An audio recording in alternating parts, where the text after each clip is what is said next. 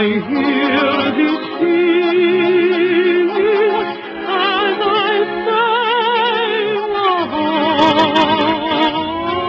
Over 400 years ago, the adventurous Portuguese explorers who discovered and claimed Brazil for the crown of Portugal sailed into this picturesque harbor and called it Rio de Janeiro, or River of January, because they discovered it in the month of January, and they believed the beautiful inlet into which we now sail was the mouth of a river. As we pass within the shadow of this gigantic promontory, known as Sugarloaf, we wonder if the white men who first saw it could have dreamed that it was destined to become the mighty sentinel of an enchanted metropolis with a population of over 1 million inhabitants and a reputation of being the most magnificent city in the world.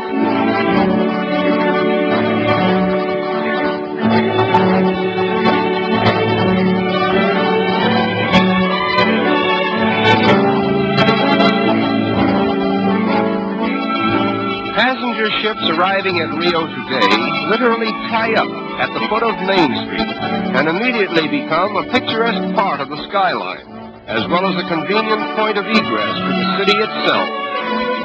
Rio de Janeiro is not a manufacturing city. Therefore, there is a preponderance of foreign goods on sale in all the smart shops. Nevertheless, foreign influence has not changed the strong allegiance which the Brazilians have for their native continent. They proudly proclaim themselves South Americans, and they very much resent the North Americans' alleged monopoly of the word American.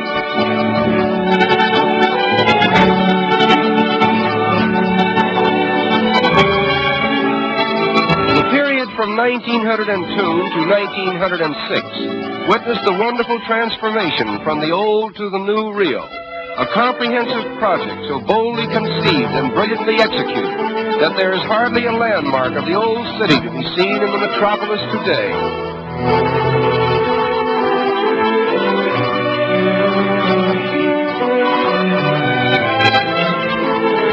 The most unique feature of the clean and spacious streets is the decorative mosaic work that adorns the sidewalks. Almost every block has a pavement with patterns so individual in design that one could find his way about the city by becoming familiar with them.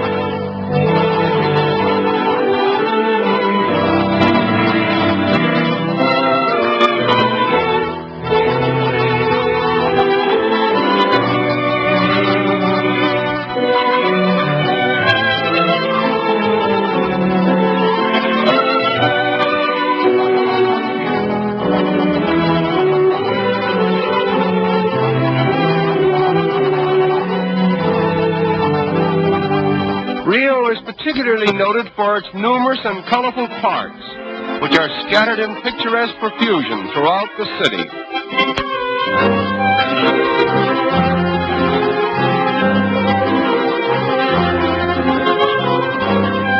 In 1808, the King of Portugal was forced by Napoleon to abandon his country and reestablish his throne in Brazil. When he arrived in Rio, he brought with him, among other things, the first tiny sprouts of the famous royal palms, which he planted here. It was decreed that only members of the royal family might have the privilege of cultivating this particular species of tree.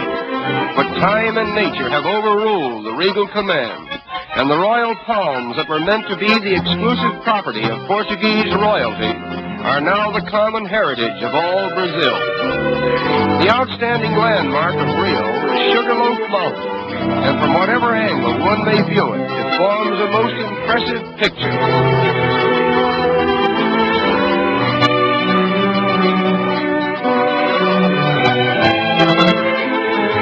Swimming is one of the most popular sports in this pleasure-loving city. Consequently, many attractive swimming clubs have been erected along the picturesque shoreline. The architectural designs of these clubs are unusually distinctive, and many of them are actual reproductions of famous institutions in Spain and Portugal. Among the many fine boulevards in this city of splendor, the most beautiful is the Avenida Beira Mar, with its marble promenade encircling the waterfront for a distance of 5 miles.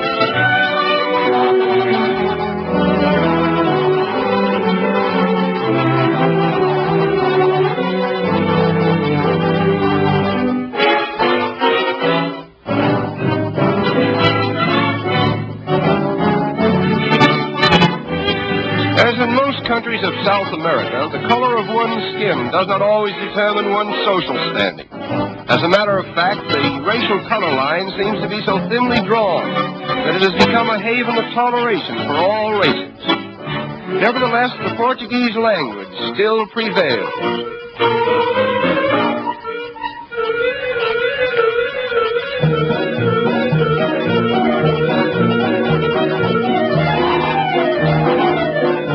In the business districts of the city, there are a number of tiny shops where the more industrious young ladies of Rio earn their livelihood. This is called the butterfly industry, in which the colorful wings of butterflies are immortalized by an art that was inaugurated here many years ago.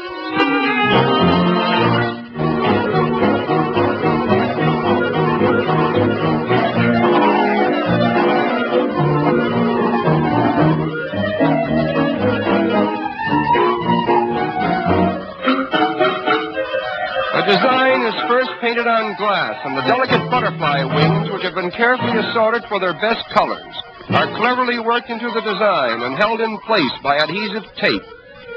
Another layer of glass is finally placed over the tape, and the wings, thus preserved, will hold their lifelike colors indefinitely. There are over 700 different species of butterflies in Brazil, and they are much larger and more colorful than those of North America and Europe.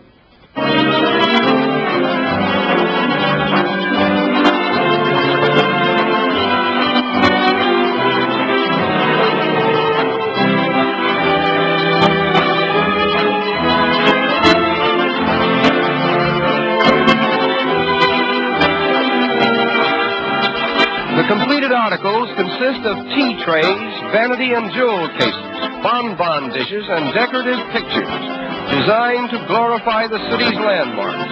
And needless to say, the predominating design is Sugarloaf, the center of attraction for all eyes that glory in the magnificence of Rio de Janeiro, the city of splendor.